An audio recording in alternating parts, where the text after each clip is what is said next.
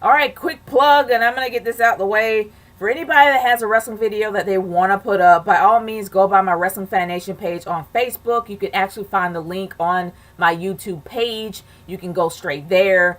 I will actually leave maybe a link down below if you guys... Well, I mean, I'll probably leave a link down below. But other than that, yeah, I'm definitely going to leave a poll somewhere up here. And I was supposed to put a poll up there for Eva Marie and the video I did on her. No pun intended. But other than that, yeah, I'm definitely going to put a poll up here to see what you guys think about this Raw. Because this is going to be really short, sweet, and to the point. For real. And also another, I guess another plug for those that really do want to kind of take a break from wrestling and want to talk about random stuff like Girl Meets World. I actually do have another channel, Nature Girls Random World. Anything that's randomly popping up in my head, I do a video on. Or review, movie reviews. Want to check it out? I'll leave a link somewhere up there. But anyway, let's talk about this Raw, which is really nothing to talk about. This Raw really wasn't that good, and I thought it would be. They pretty much hit the ball out of the park multiple times, and now they just completely just drew a blank on this show. I don't know what happened. Stephanie wasn't there, maybe. I don't know. Maybe she's an influence. I have no idea. But this really wasn't good. And it seems like Enzo has been on fire when it came to his promos as of late. But he really just drew a blank throughout the entire opener. And it was awkward. It was embarrassing. It shouldn't have happened. Enzo was on fire wrestling-wise. He was on fire when it comes to his promo work. What happened? Like, seriously, what happened?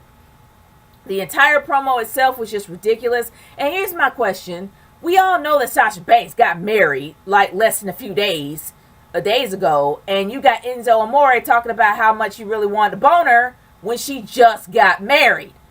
Dude, you do the same crap with Lana and Rusev and allow them to have a freaking segment that's embarrassing as all get out, and then you don't even talk about Sasha Banks, the champ, getting married? Come on, and you're going to allow Enzo to talk like that to a newlywed? Come on now, seriously.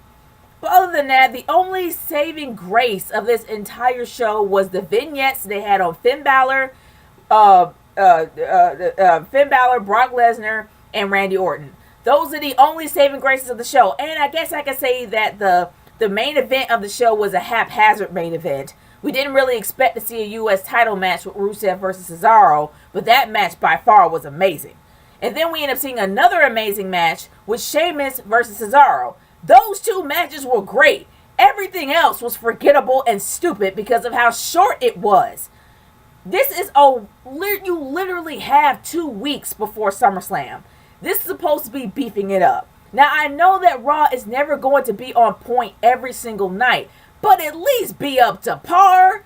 They weren't even close tonight. It was ridiculous to watch this thing. It just was. Now, I'm not going to say they're going to be on their A game every night. It's difficult to be on your A game every night, but something happened. Like, I don't know what happened behind the scenes. I don't know if the whole Monday night drag hit everybody. And sometimes that can happen, for those that have to go to work on Mondays, you hit that drag early. Especially when you just get off from vacation. It happens.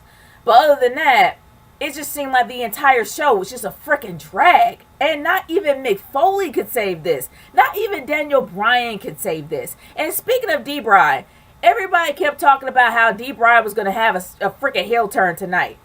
No, he was not. He didn't even come close. He was a thorn in the side of Mick Foley, which is something I'm okay with. I'm all right with him being a thorn on the side of Mick Foley. I don't want him to be a full-fledged heel. And besides, he can't be a full-fledged heel because he can't fight anymore. Neither can Mick Foley. It makes no sense for him to be heel because they can't dish it out in the ring.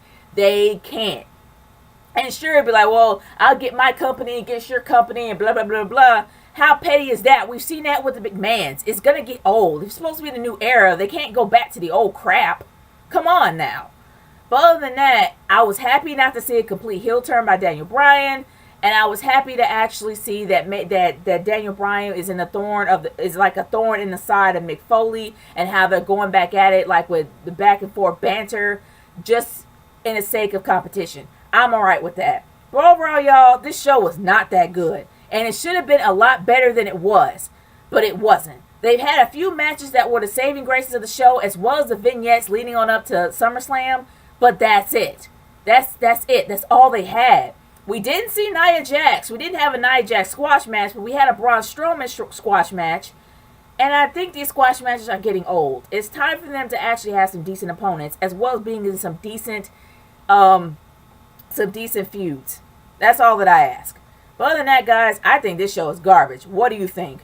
I'm going to leave a poll up there for you guys. Let me know how y'all are feeling about the show and what you and how you feel about it. And let me know what you would do to make the show better if you think the show is garbage in the comment section below. Because I'm done. It's really nothing more to talk about than this garbage of the show. I hope that SmackDown is better tomorrow. I'm done, y'all. Peace out.